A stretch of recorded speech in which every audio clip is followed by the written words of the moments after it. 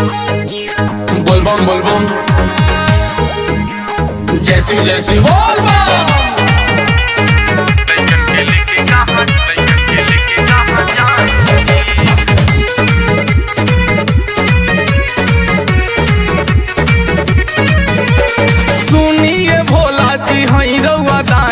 हमनी के हो खत बटे परेशानी ए जी सुनी ना सुनिए भोला जी हई रउआ दानी हमनी के हो खत बटे परेशानी कबले पत्थर पे जिंदगी बिताई बुझी हम बिताई बुझी सोना के लंका रउआ दान कईनी रावण के लइकन के लेके कहाँ जाऊं जी सोना के लंका रउआ दान कईनी रावण के लइकन के लेके कहाँ जाई जी। Music by Mantu Michael.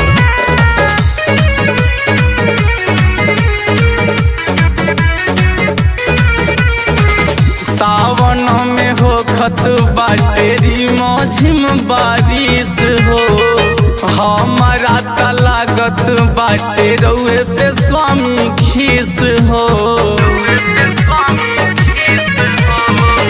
सावन में हो खत बाटेरी मौझिम बारिश हो हमारा लागत बाटे रउए पे स्वामी खीस हो ध्यान में रहे निहर घरी रउआ कहेली रउआ से कुछ तोहर गौरा काहे करत नइखी उपाय जी सोना के लंका रउआ दान कईनी रावण के लइकन के लेके कहाँ जाई जी सोना के लंका रउआ दान कईनी रावण के लइकन के लेके कहाँ जाई जी।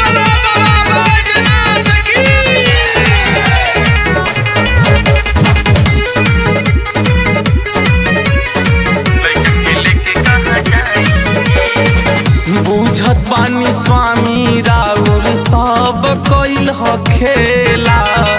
सावन में लगावे नी कवरियन के मेला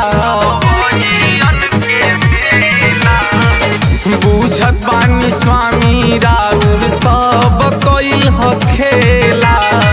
सावन में लगावे नी कवरियन के मेला